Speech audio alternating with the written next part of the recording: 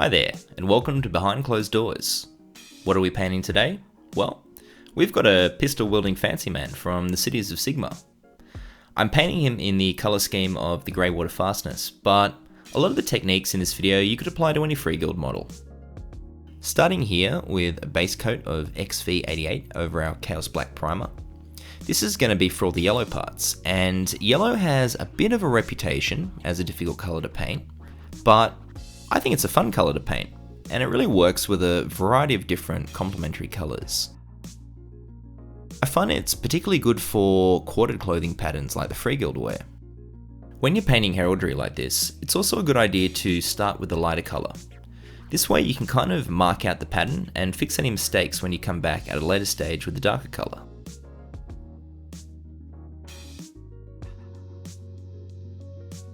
We're going to do the hands and face while we're at it, because I like this as a base for skin tones. XV88 has kind of replaced the old snakebite leather for me as a go-to colour for a variety of tasks. It's good stuff.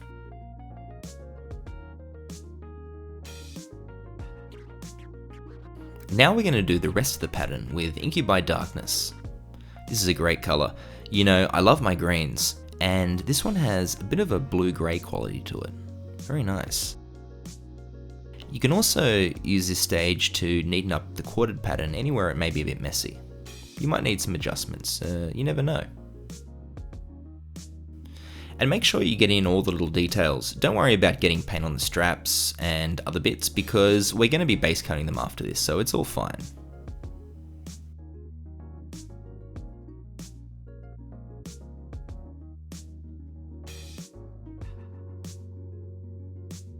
Classic Rhinox hide for all the leather bits, his hair, the wood, basically anything that's left on the model that's not going to be red after this.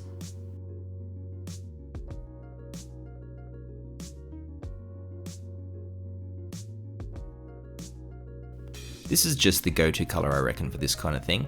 You may not want to keep all these parts Rhinox hide later, but it's just a solid base for a variety of different colours and it keeps everything a bit uniform. We're going to hit some of these other details like the feather and the sash with Khorne red. I'm trying to use more red these days. Obviously it's a part of this particular colour scheme already, but it's just a colour I rarely find myself using. I'll have to paint some Blood Angels. It's the only answer.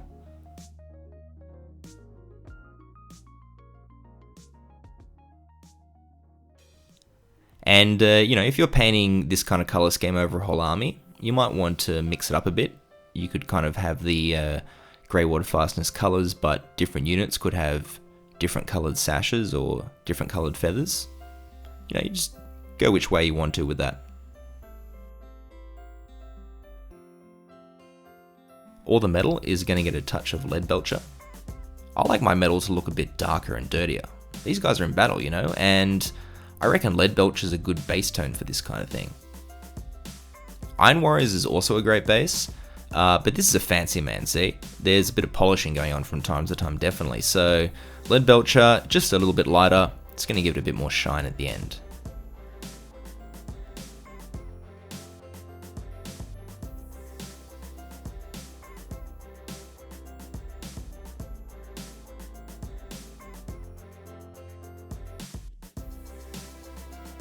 I'm going to do the base now with Skavenblight Dinge, so I can Nuln wash it with everything else together. I just glue sand on my bases and then cover it with a watered down layer of PVA, so if you do something similar, use an old brush for this, as otherwise it's going to kind of sandpaper your good one a bit, and we don't want that.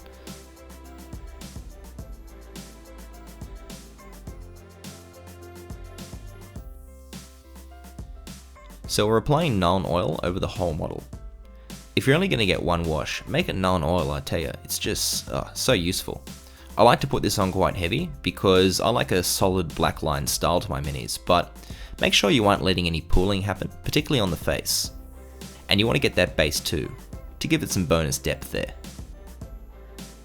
And even when it's drying, make sure you check back that there's no pooling occurring, because that's really gonna ruin your day later on.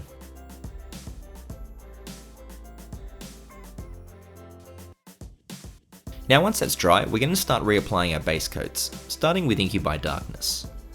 It's important when doing this to make sure you're not only leaving the Nuln oil in the deep cracks, but also leaving some of the previously darkened base coat there to kind of blend more with the clean base being applied now. It takes a bit of practice to learn where to apply this, and while you're painting most of the model again in this stage, this is really like the first layer of highlights in a way.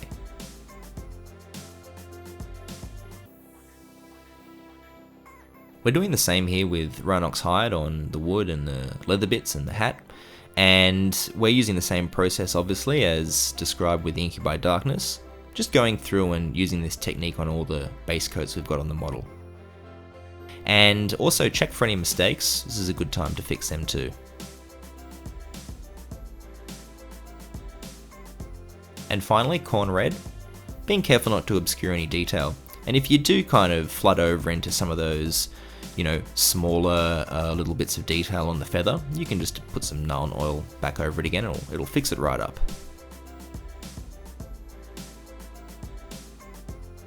So we're going to leave the yellow areas for the time being.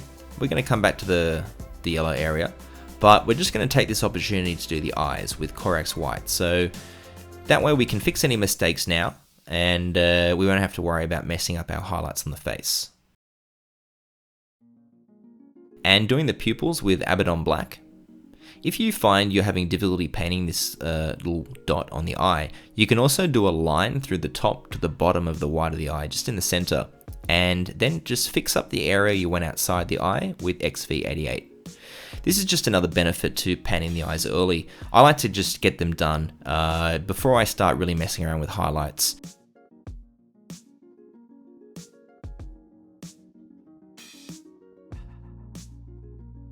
Now onto the Cadian Fleshtone. Oop, I made a little mistake there. Got it all over his moustache. You can fix stuff like this up with a bit of water, just wet your brush and rub it away. Don't get stressed about these kinds of things. Painting is supposed to be a relaxing affair.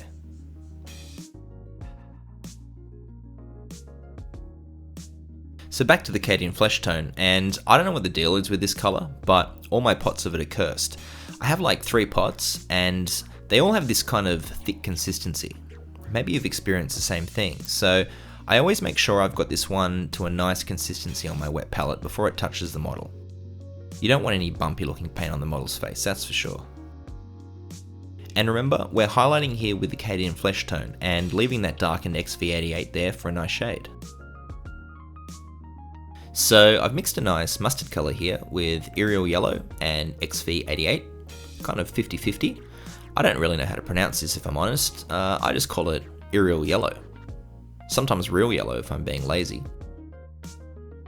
And this is one of those kind of colours where you want a nice smooth consistency over the model. So you might want to do 2 coats, just see how you go.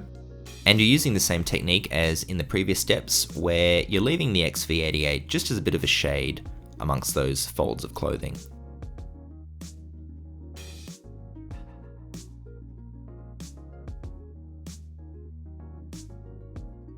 So I'm going to do the base now with Dawnstone, just so I don't accidentally dry brush the model later when it's highlighted.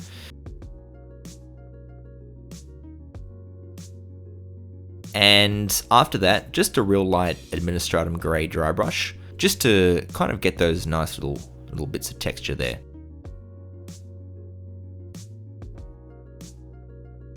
Followed by the classic black rim. Everyone's got their own way of doing bases. I like to keep it neutral so it doesn't draw the eye away from the model, and then my whole kind of collection matches as well. So we're moving into some highlights now, and this is Incubi Darkness mixed with Dawnstone. It's mainly Incubi Darkness still, but a little bit of Dawnstone in there to lighten the colour, and just work with the tones that are already present in the Incubi Darkness. So I do want to just take a moment to talk about highlighting, because I'm a big believer in highlighting for the purpose of the mini. It's really easy to get lost in this kind of thing.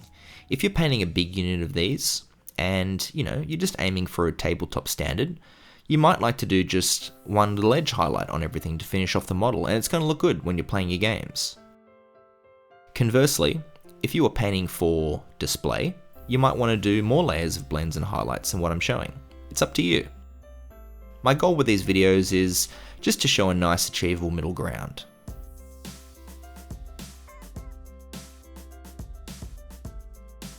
So I'm doing a final highlight here with Incubi Darkness and Dawnstone again, but this time it's mainly Dawnstone with a little bit of Incubi Darkness in there.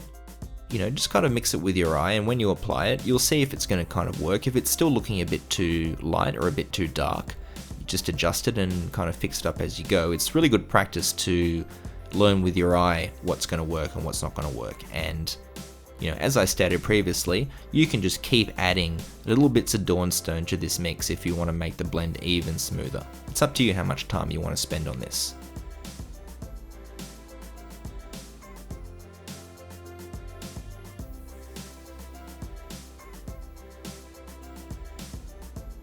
So I'm highlighting here with pure Yriel yellow, and this is going to look quite bright when you put it on.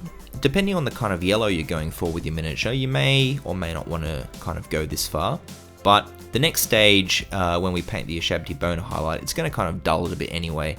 I just like to kind of bring the saturation up a little bit. But as I said, depending on the kind of yellow you're going for, you might want to kind of have a bit more of a brown yellow, in which case, you know, you're not going to go this far with the Yriel yellow. You might just mix a little bit of Ushabti bone with your previous mix and highlight with that. The final highlight on the clothing is being done with Ushabti bone, and this will not only lighten the colour as previously mentioned, but just take the edge off the brightness of the yellow and make it look a bit more faded and realistic.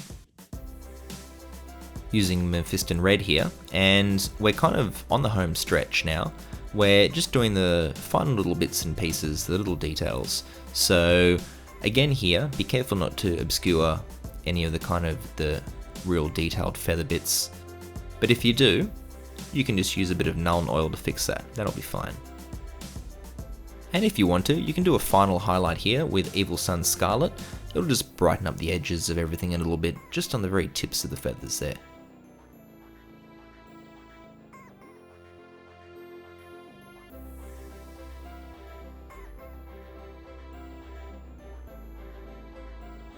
Now I've got a 50-50 mix of Rhinox hide and bleached bone to highlight the leather, and I don't like to over highlight the leather. I think you can really get carried away fast and lose the kind of rich Rhinox hide tone, but definitely you want to get some little edge highlights going on here, and by using bleached bone, it's got I think a better tone than white. It makes the leather look a little bit more distressed and a little bit more faded, and you can definitely kind of muck around with this and do some kind of more gradual blends with this instead of going straight to the kind of 50-50 Rhinox hide bleach bone mix. Now the metal is looking pretty good due to the Nuln wash, but it can be nice to pick out some highlights with Ironbreaker.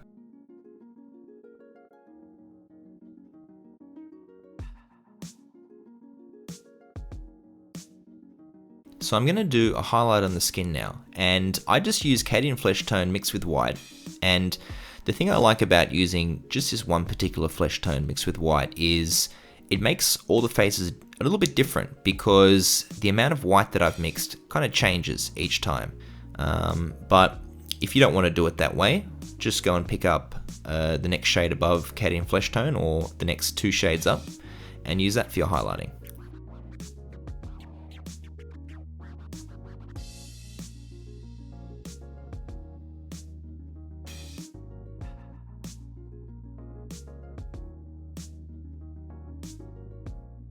Now, there was something bothering me about this model, and that is, his hair is the same colour as his hat, and we can't have that, so I've mixed a little bit of XV88 with Rhinox hide, kind of a 50-50 mix here, and I'm just going to whack a few little highlights on the hair there, just to kind of change the tone of it a little bit, and now it's not going to look the same because we used bleached bone with Rhinox hide for those other bits. And that's all the variation I think I need with hair. Alrighty, he's all done. Freeguild models are some of my favourite to paint because they just take me back to the old Empire days, the glory days as I like to think of them. And I'd love to paint some more of the Cities of Sigmar because they've all got these really great colour schemes, and I mean, you can't go wrong with pistols and codpieces. As always, I hope you too were inspired on your own painting and hobby journeys. Thanks for watching, and see you next time on Behind Closed Doors.